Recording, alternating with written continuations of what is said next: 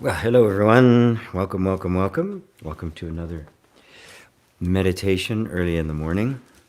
For some, it's early. For me, it's mid-morning, almost late morning. Actually, it's 10 here, and so good to be with you all today. You can see the new set that I'm sitting in. I finally actually have a studio with some good control over the sound and the internet, etc. So, looking forward to having uninterrupted and high quality meditations from now on out. Oh, thank you all for dropping by as people are beginning to arrive. If you'd be so kind as just type in, say hello, where you're listening from, and if this is the first time you're visiting one of any of my things, satsang or meditations or any of my videos. So hi Ava, so good to see you. So good to see you. So as people are arriving, whoops, got a big bump there. And again, just say hi and where you're listening from. I called this one on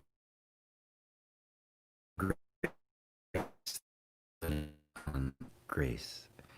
Because in spiritual practices and as well as personal development and all of those, the there's often so much emphasis on the practice, on how much work you have to do and the retraining of your nervous system and all of the effort that has to be put in and the discipline and the hours sitting in weird positions, wearing funny clothes.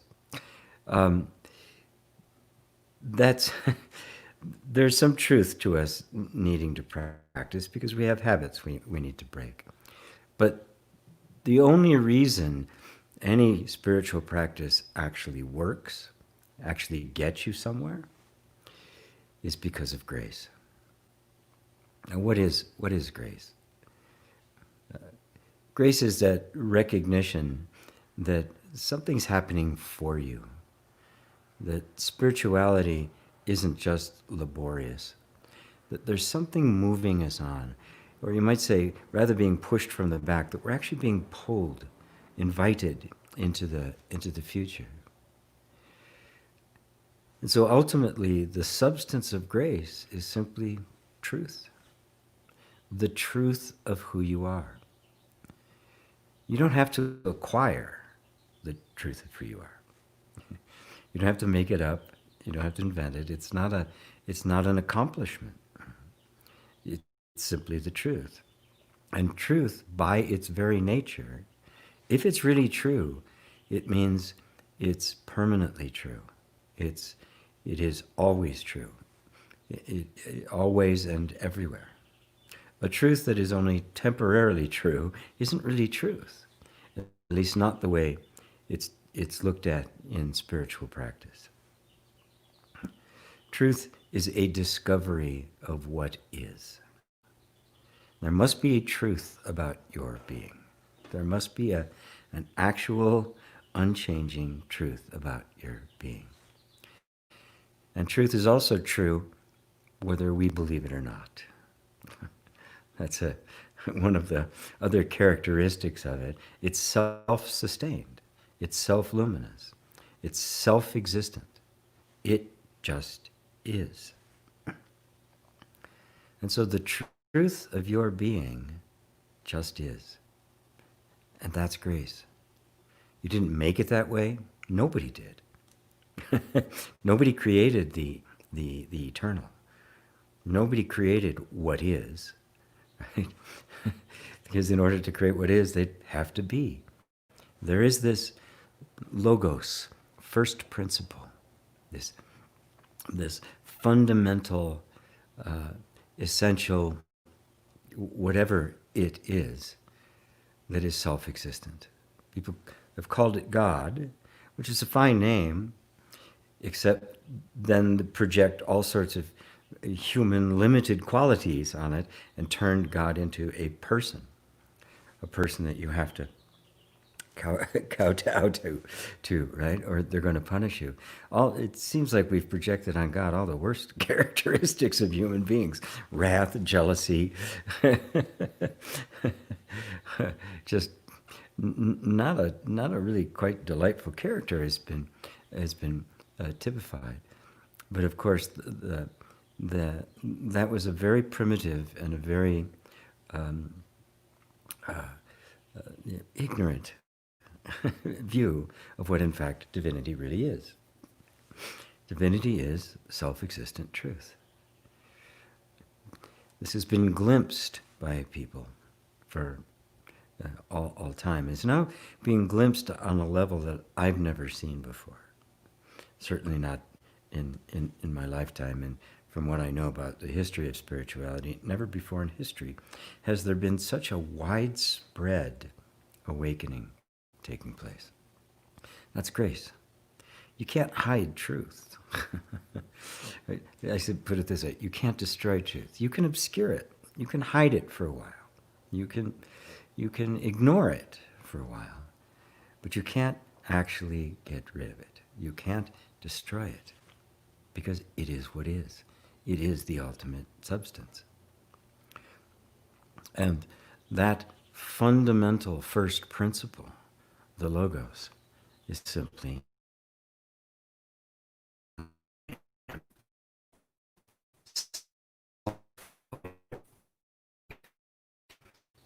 it is not, that we would measure some object somewhere, because those are all transient, coming and going. This is a different substance altogether. And that substance is I. The very I that you are right there, sitting, listening to me, that is the first principle. In our consciousness, we have mistaken that. We have identified with the body, which is a temporary form. You might think of it as a vehicle. It's like identifying with your car. This is no more me or you than the clothes you're wearing. But yet, very early on, we begin to identify with the body. But then, then grace comes to the rescue. Because like I said, you can believe yourself to be anything for a while, but what you are doesn't change. So let's go into more of a meditative exploration of this. That sense I am, right, that isn't changing, that is changeless, that is the actual eternal truth, what is. So,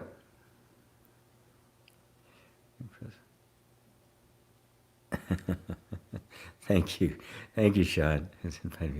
Just press like. Thanks. So everybody, close your eyes.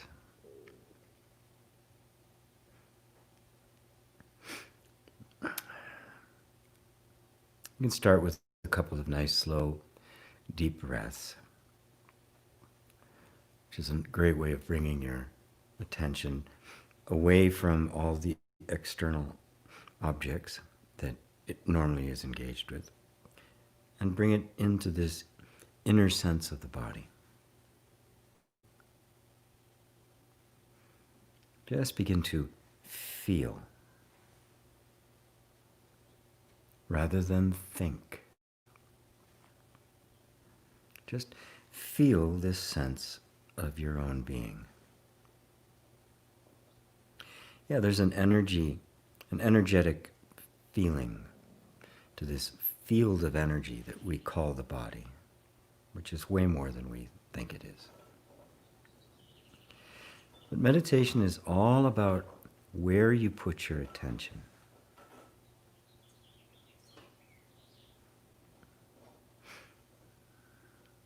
What you take in and begin to focus on. We always start by simply closing our eyes and beginning to withdraw inward. And inward simply means away from everything that you are experiencing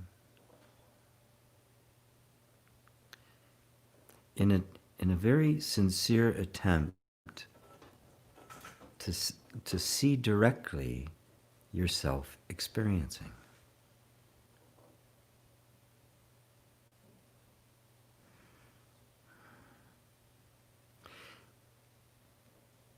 You start by just noticing that thoughts, they come and go very quickly, actually. And that there's you aware of those thoughts. Like they were appearing on some kind of an inner screen, and you were the audience.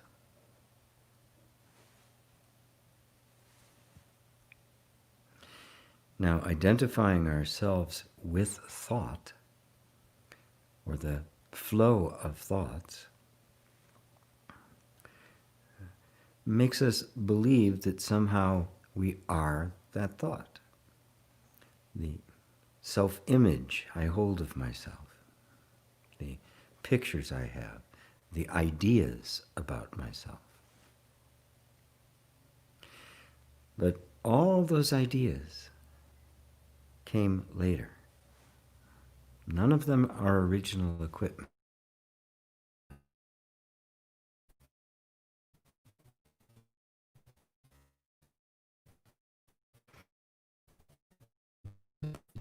Become clear that things going on, but you are separate from it. You are watching it. You are something else. The same thing is true of our emotions. Whatever you might be feeling in this moment. Maybe content, or maybe agitated, maybe anxious, maybe calm. But again, you're always in this position of the awareness of whatever the experience is.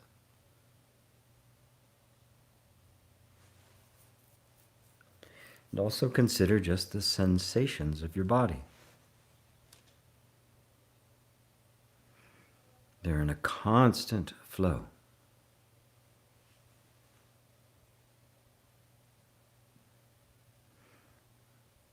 They never sit still.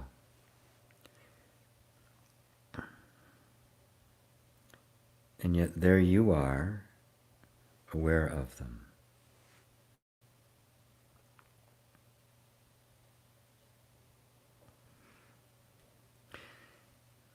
Now this is more than a simple or interesting inner exploration. It's not just a focal point for meditation. It's a discovery. And I want you to now notice yourself noticing. You're aware of thought, emotion, and sensation. Those are always constantly changing. But you, aware of them, are you changing?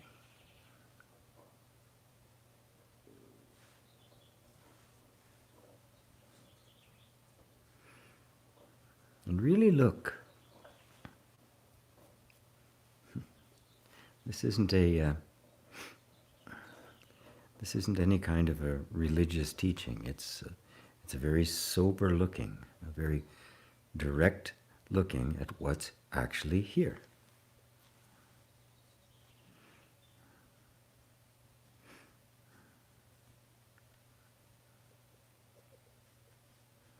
And you are here, but as what? Without thoughts or emotions or sensations to define you, you are here as what?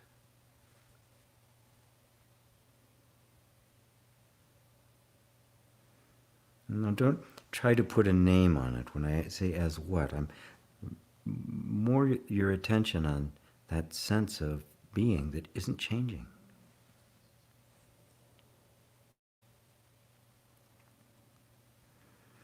And if it isn't changing, it's not in time.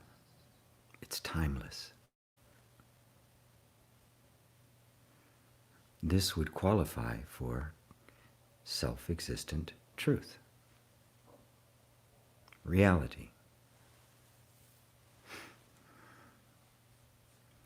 The I principle, the first principle, the Logos.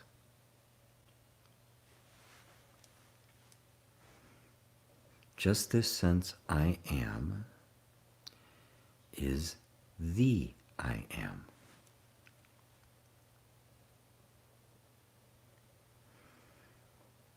Thoughts can come and go. There can be all sorts of different thoughts about what I am, but they always reference the body. Now we are referencing that which is aware of the body. And isn't that simply you? And that changelessness, that timelessness, that's grace. It is truth. The truth of you.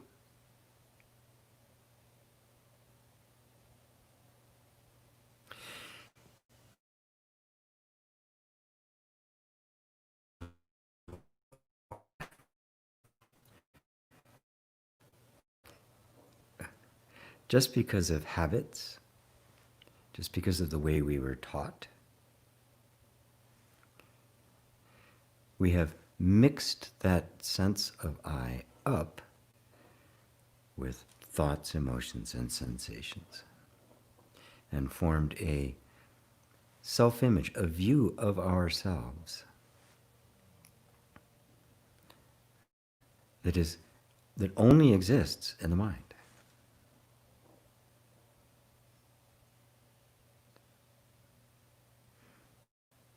And no matter what the thought is of you, it's not you.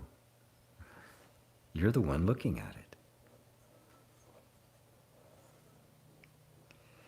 So then what are you, or who are you?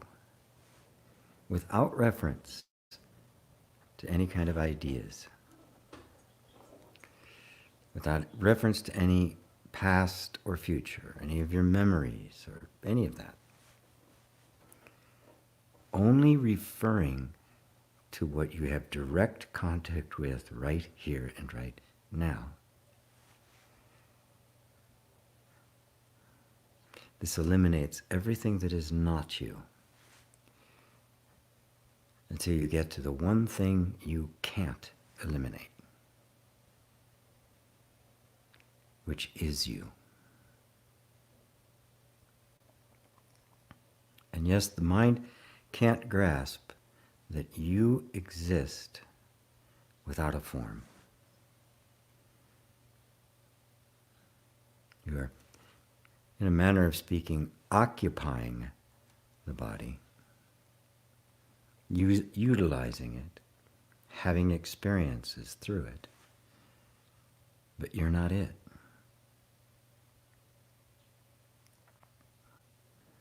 You're aware of it. This is why it's called Vedanta, or the end of knowledge, because our normal discursive knowing or intellect can't go beyond this boundary here. On the one side is the whole manifest universe, but on this side, pure, formless being.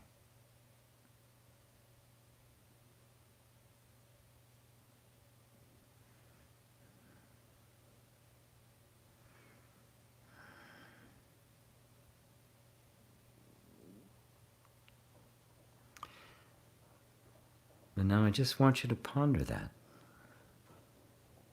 To ponder the possibility that your being is not confined to this form. It's not confined or defined by this body, by your name, by your past, by your history. And that the destiny of this body, which is basically to dissolve back into its component parts, is not your destiny.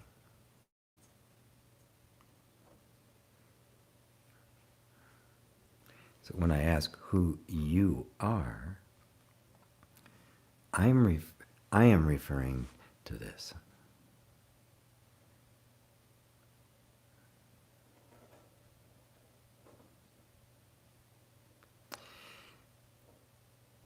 And as we get ready to come back from the meditation, take a nice deep breath. And I encourage you to come back to this often, as I do every time. Because the habit energy of the mind is such that it wants to continually identify with some form. You're not a form. This is the sweet secret. This is grace.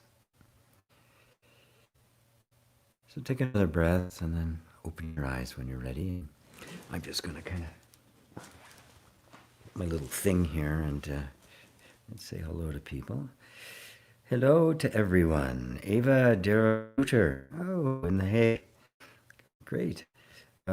Robert in Henderson. Liza Cheryl in Pennsylvania. Hi, Cheryl. Hey, Amir in Boulder.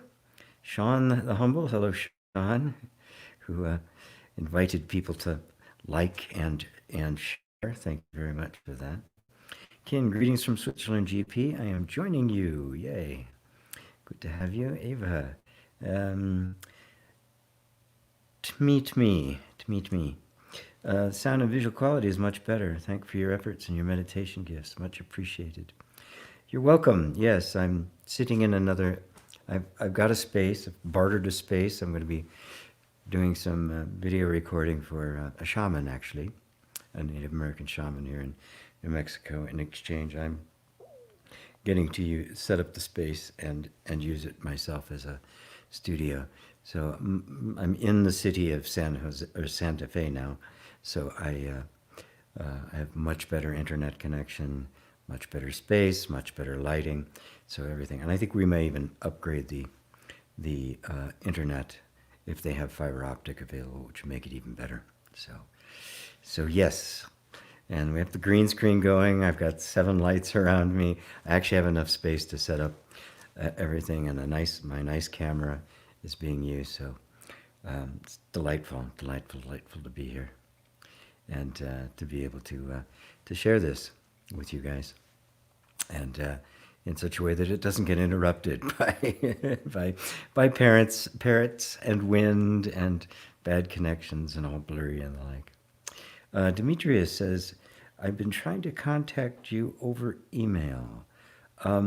Support@gpwalsh.com. Is that where you've sent it? Some things do slip through the cracks, but just send the email to support@gpwalsh.com, and I will see it, or my assistant will. Daryl. GP, describe what you mean by awakening. Is it the simple recognition that all is one and I am that? The recognition that all is one usually comes later. Awakening, when we're talking about the complete awakening, we are talking about when the sense of I is no longer identified at all with the egoic mind or the feeling I am the body. It is no longer identified with. The remnants of the ego may be there. The feeling of having a body will certainly be there.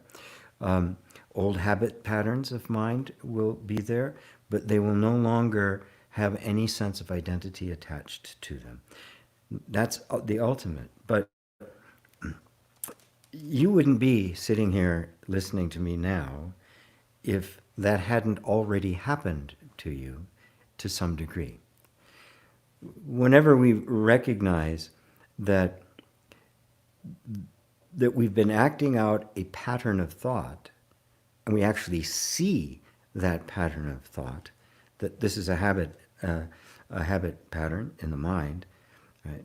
That before I was so identified with that I was just acting it out, right? You know, some people get angry very easily, and I'm an angry person. Well, no, all it means is that the nervous system was trained to react with anger, right? And then that became the sense of I get identified with. Oops. Oh, I thought somebody was going to come in the door.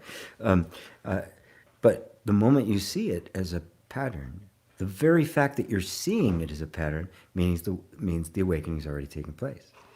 A sense of myself has come out somewhat from identification with form and conditioning and all of that. That's the awakening.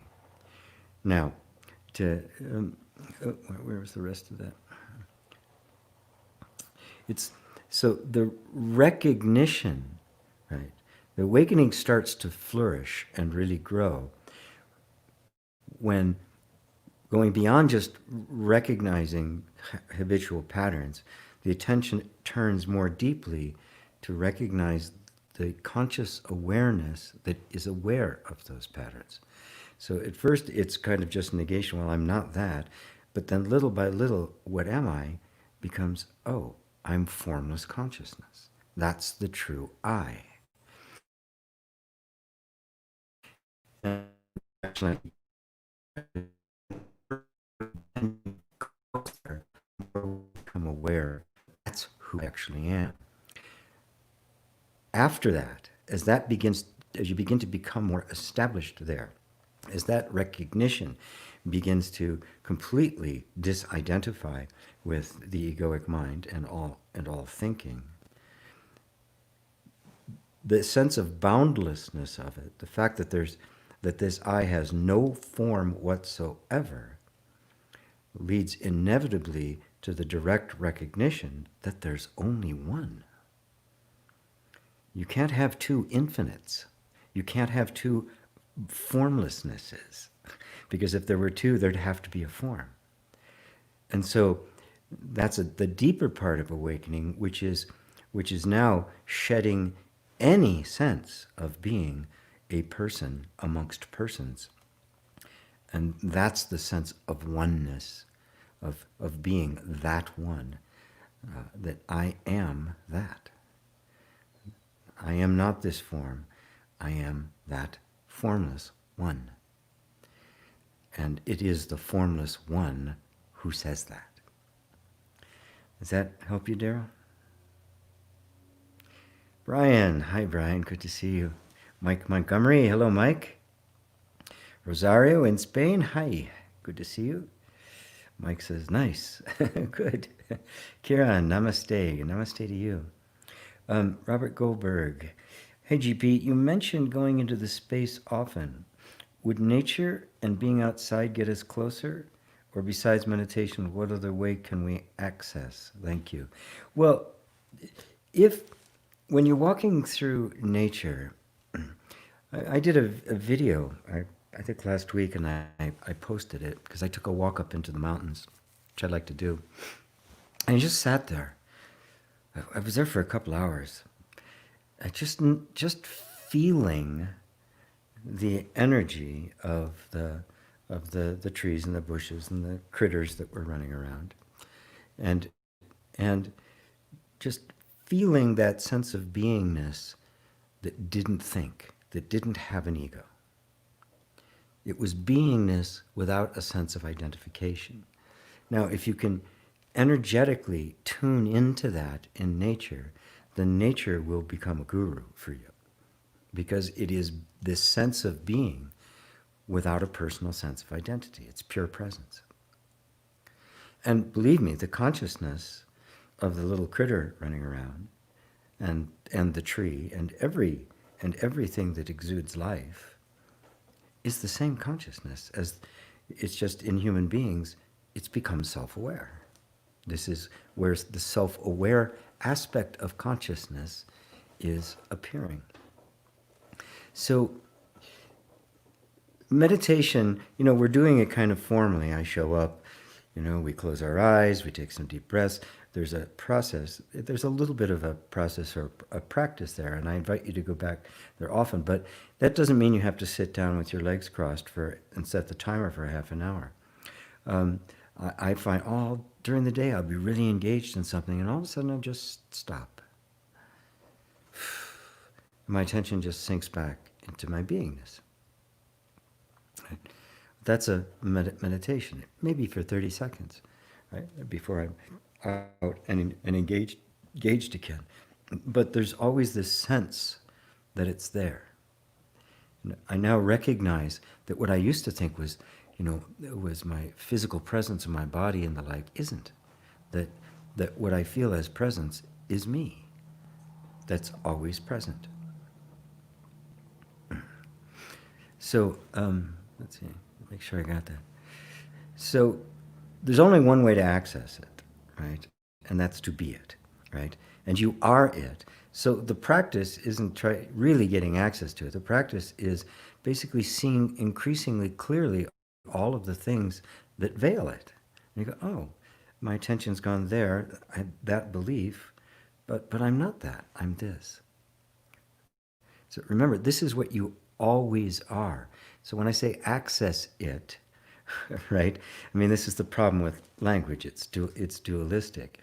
You don't access it because that would make two. There's it and you, right? Then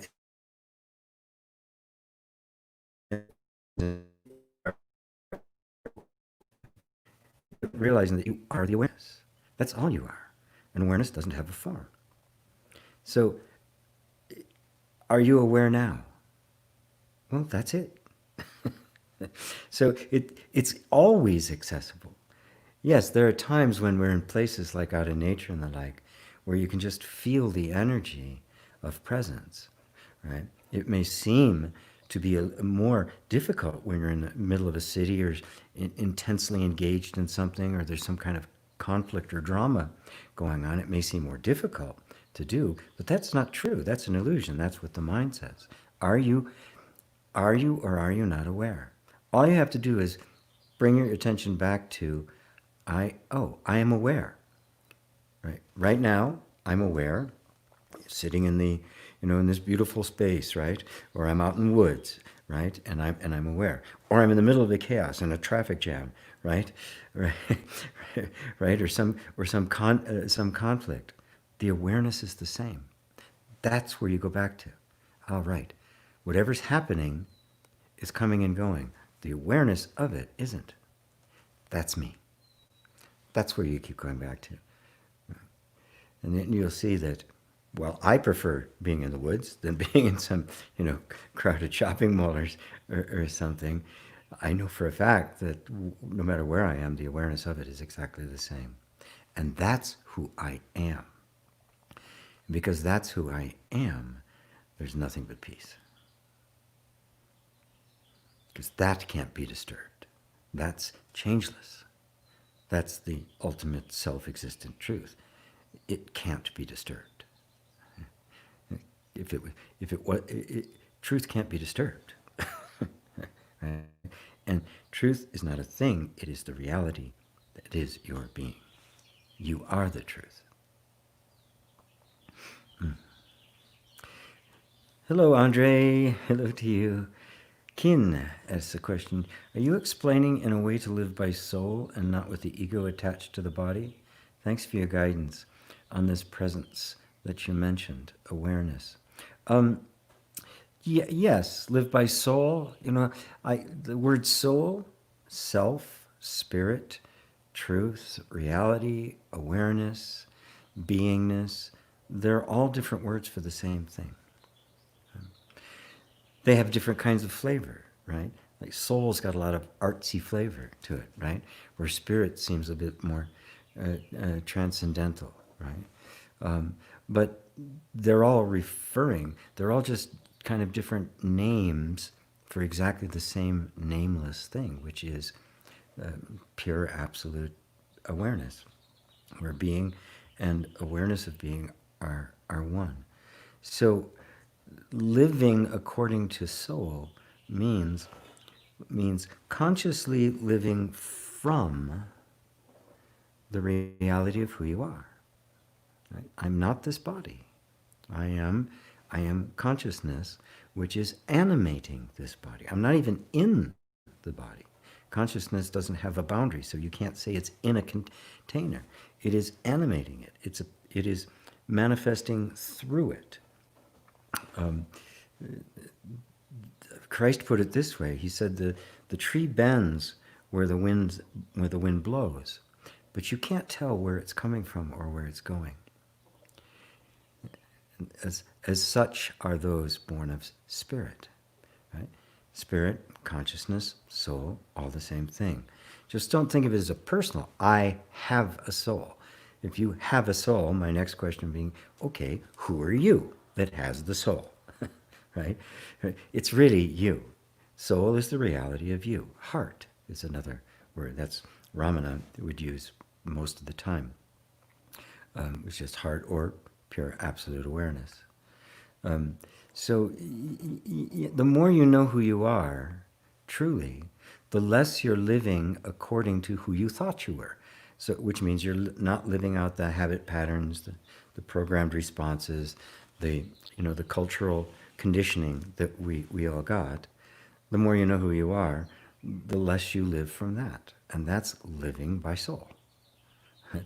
And it has a different flavor about it, doesn't it?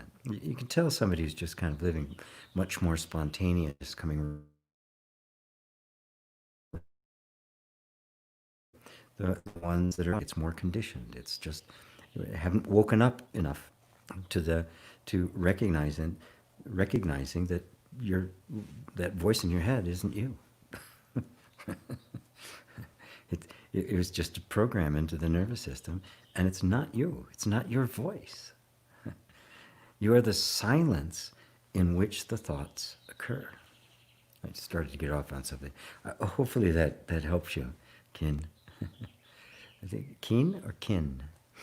Kin Glaser. I think it's Kin. Cheryl. There's some periodic sound distortion, a buzzing noise. Doesn't last long, though.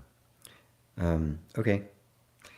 I'm not using, that one's turned off. Yeah, I'm not even using one of the other pieces of equipment I know might have had some problems. So,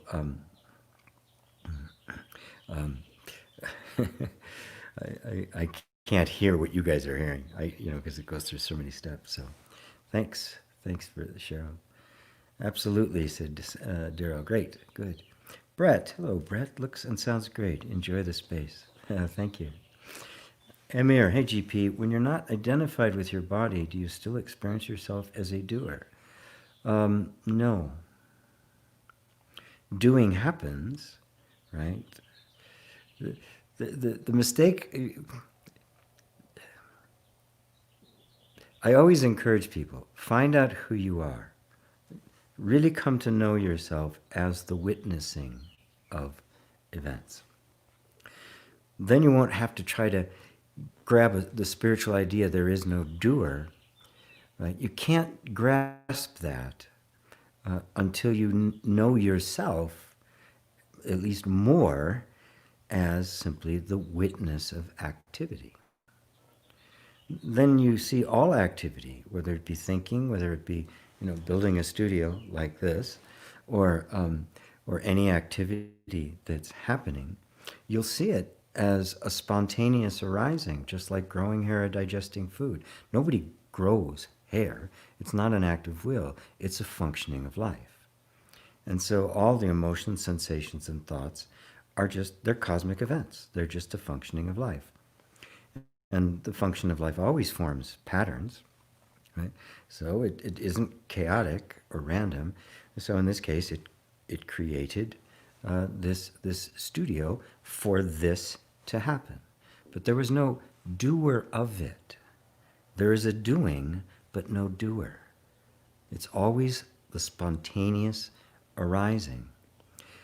If you think of it, if you like jazz or any kind of improvisational art form, the great improvisers are not doing improvisation. They show up, they've practiced their craft, and it happens. They don't do it. It happens. They're not really consciously doing anything. They're simply following what is arising. And if you recognize that, you'll see that everything just happens. Nobody actually does it. Even you get an impulse, a desire, and you're working really diligently on it, if you trace that desire, that impulse all the way back, you didn't create it. It just came up. The energy sank into the system, everything organized around it, and it started to happen. But the sense of a personal doership, right, is an illusion. It's simply not, there really is no doer. Everything is just happening. I don't have a script right now, right? You didn't plan in advance to ask that question, right? Or maybe you did, but before that you didn't. It just arose, right? Because of where our attention was in the moment. So,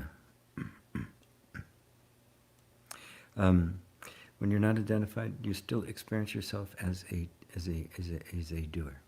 No, you experience doing, but no doer. I mean, sometimes the sense of doership can come up, you know. If it comes up in me, I feel it. It's like suddenly becomes stressful, difficult, exhausting, right? That's the sense of doership. There's no upside to the sense of doership. It's the one who's always tired and exhausted. Andre. Hello, Andre. Dear GP, I realized one day that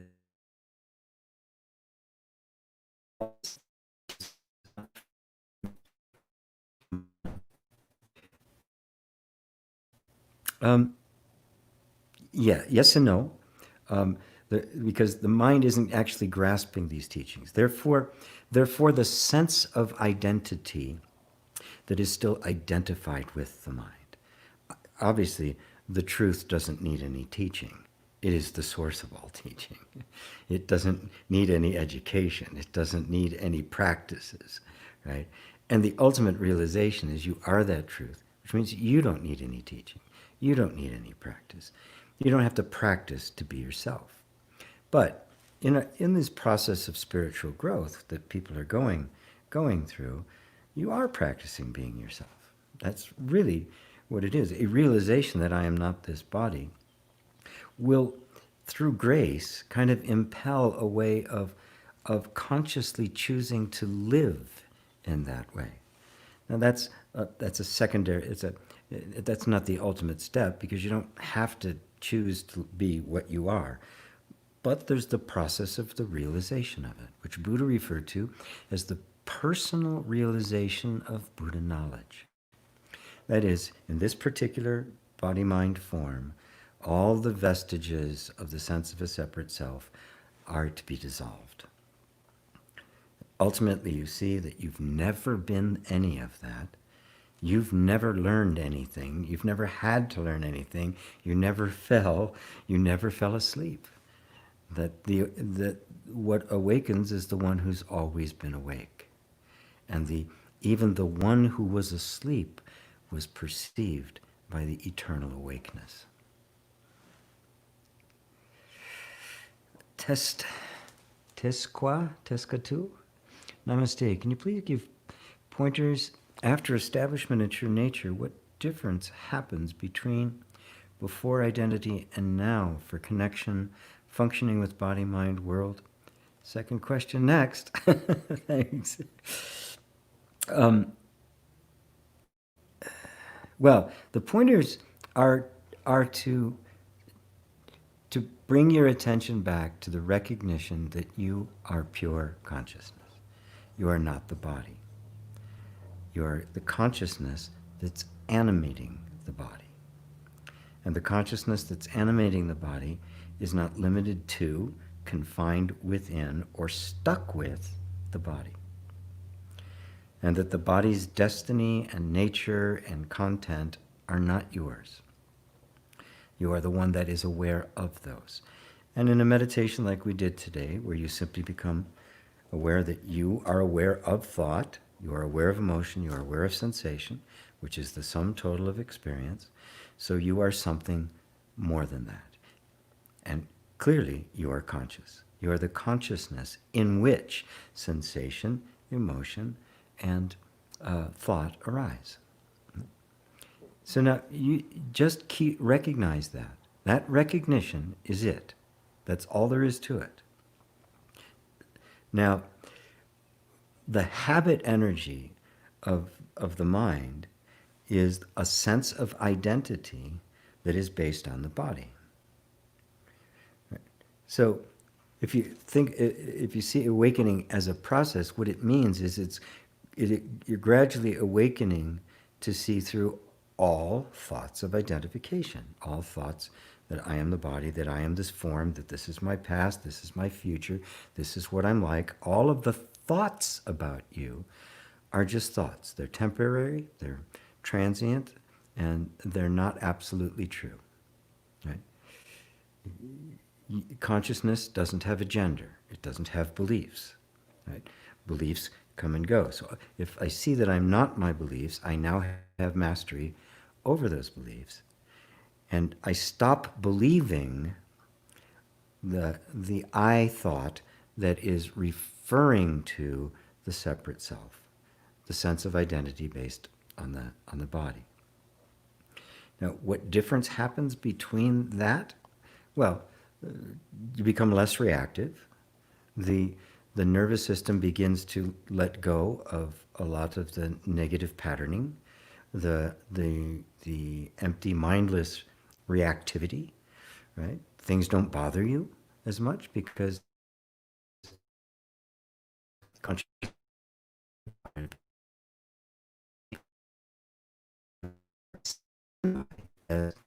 itself identification with form and is now identified with its actual source, which is the true being out of which the I, the sense of I, has arisen. That sense of I arose, identified with the body, but now it's done with that. It's beginning to see, I'm not the body. It's turned around and is returning back to the source. The end result of that, with less reactivity, less suffering, more contentment, and all the other qualities that go with it, compassion and attentiveness and patience and the like, every aspect of your life obviously improves. Your relationships, my goodness, right? There's no reactivity anymore. Relationships just become very sweet. A level of intimacy can happen. You're kinder to your body. You take better care of it. You notice that when you eat something and your body doesn't feel very good, that you don't eat it anymore. Right? So you end up just kind of naturally shying away from processed foods and toxic stuff. And it just happens. And you regard the world with compassion. Because having woken up from being just literally a conditioned robot to an actual self-aware being, you feel enormous compassion for those who are still stuck in the robot. And you understand it. And you understand where they're coming from. And you understand why they are the way they are. And you also understand how to protect yourself from it. And to not be unwise because of their unthinking. So, what's your second question? What happens, the rising pattern of mind? Does mind really stop producing fear, restlessness, etc., after trying with new recognition? I mean, does it become naturally? Yes, it does become natural.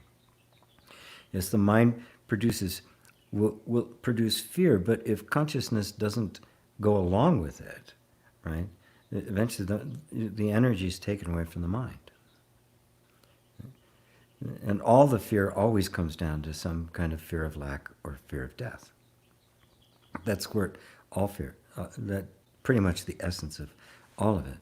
And as you are more established in who you actually are, the tricks of the mind to engage you simply don't work anymore. Even if it generates the feeling of fear, which is more subtle and a little more difficult to see through than thought. But again, you just go, oh, well, this is a feeling of fear. But then you just are with that fear without any thoughts about it. No story, No explanation, no attempt to run away from it. You simply become present, because that's what you are, is presence. And so you're present with it. And yes, the mind eventually, it begins to morph itself, and the thought patterns, right, which is all the mind is. The mind's not a thing, it's just patterns of thought. Those patterns of thought begin to organize around this true sense of being. And then the mind actually becomes your servant. It becomes, it ceases to be the problem child, and it becomes the model. The model. In Buddhism, they refer to that transformation as the great perfect mirror mind. So it becomes, mind actually settles in to what its real function is, which is to simply give just very nuanced expression, like this. Let's see, there's another one before this second. Okay. Daryl, I'm aware that I'm aware. Yes. I am aware that I am aware. Now just take it one step further. Who's aware that they're aware? Only awareness is aware. So awareness is simply aware of itself. You are that awareness. There's not an I that is aware. Awareness is the I.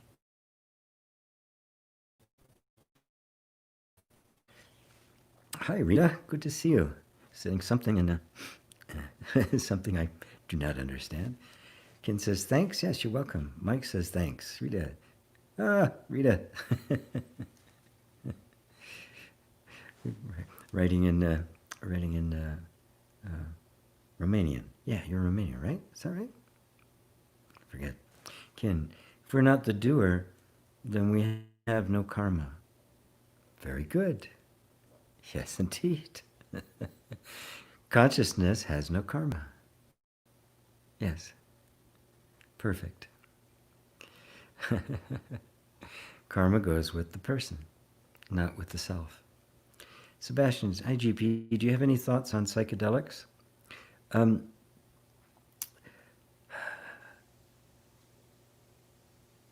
It is a path.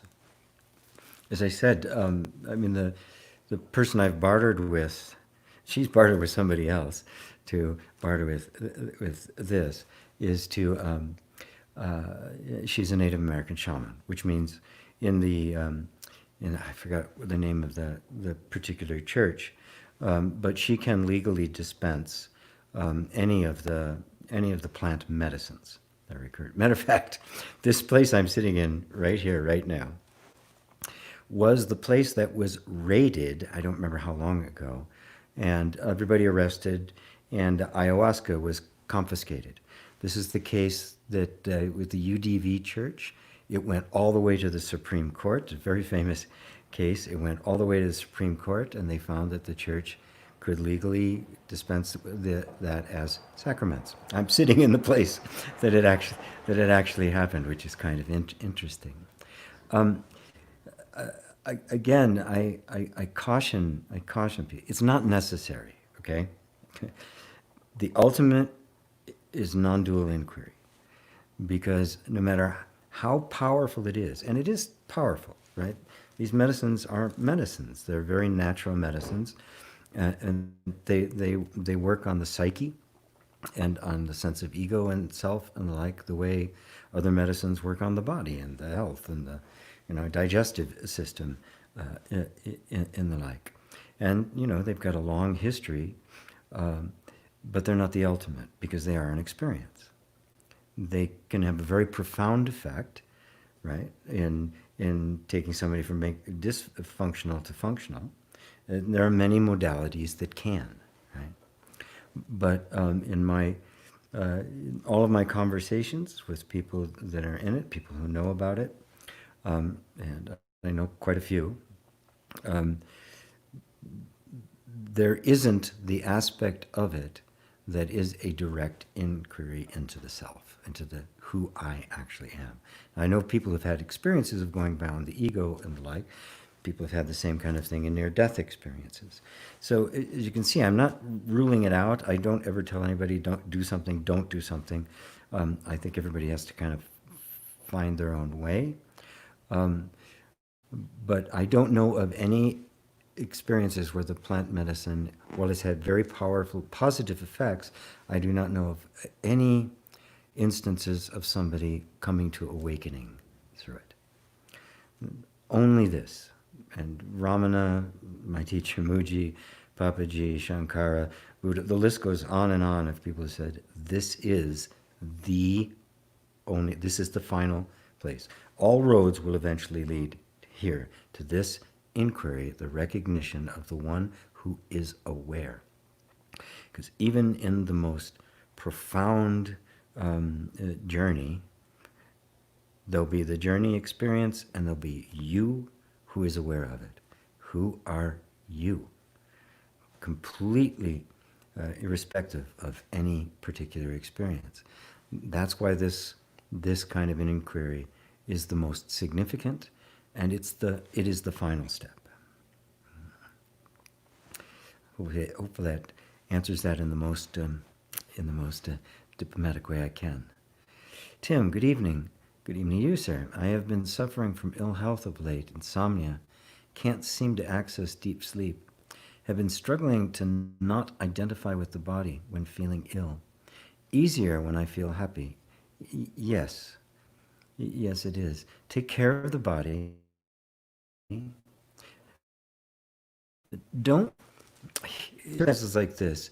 I'm struggling, drop the struggle. Struggling not to identify with the body. Right? You just notice that there are always going to be thoughts there that want to identify with the body, because that's the habit of the thought. We're not trying to use this disidentification as some kind of a medicine, of some kind of a curative, a palliative or something, right? Drop the resistance to what the body is feeling. And when it's feeling ill or it can't sleep, instead, really no story, no attempt to get rid of it, but instead a desire to help it. What do you need, body? So you say, I have been suffering from ill health of late. Well, the moment you say, I'm suffering from ill health, you've identified with the body, because it's the body that's struggling with it, not you. The body that is reacting to the environment, that's what we call ill health. If you're struggling not to identify, well, you can stop by saying, you're not suffering, right? And here's the amazing thing, right? When you recognize that consciousness doesn't suffer, you also realize the body doesn't suffer. Look at animals. They can be in pain, in a lot of pain, but they don't suffer because there's no psychological residue, right? So you aren't suffering. The body isn't suffering. So there's an imaginary I that is saying, I am suffering. Now look really closely at that I and see if you can actually find the one who is suffering. You'll find pains, you'll find discomfort, you'll find things that are wrong, but will you find a sufferer? The suffer is imaginary. That's the sense of self. Right? And what I'm doing right now is helping you to disidentify with the body without turning it into a quest to try to get rid of something. Whatever the body needs to do, it's going to do, and it does it without suffering. Suffering is always the psychological reaction based on the sense of a separate self. And that separate self doesn't exist. It's thought. But if I think I am that suffering separate self, I will take on all of those feelings with resistance, and that's the experience of suffering. There's only conditions, and then there's consciousness of those conditions. And when it's just that, there's no intermediary in the middle to say, I am suffering. That's just a thought. You haven't been suffering at all. There is no suffering. Right? It's completely a fabrication of the mind. Right? So, and it's also not true. It's easier when I feel happy. That's also not true. That's just a thought. Is it hard to be yourself? Are you now, whether you're experiencing pain or feeling happy, is the awareness of either one of those states different? Or is it the same awareness? Right. Don't invest your spiritual understanding in emotional experiences. They come and go. The awareness of them doesn't. And the more the I sinks into being back, identifying with what it actually is, that awareness, suffering disappears. Because the sufferer is gone. Life continues, but there's no sufferer. Rajiv, since yesterday my attention has been recognizing awareness, and after my meditation, don't know how to explain, but heart and body feels numb. But again, my attention moves to thoughts. Well, yeah, that's okay. Yes, it's going to move to thoughts, right? You can't stay in right? There are people who try to stay in a constant samadhi. But nobody can do it, right? This is not, we're not producing a particular state where the mind stops and we want to keep it stopped. The sense of identity simply is resting with who you genuinely are, that sense of awareness which is always there. So it doesn't matter whether thought is there or not. Does the heart and body feel numb? That is like a dissociation kind of numb? Or is there are you just kind of like less aware of just the functioning of the body? Has just become quiet?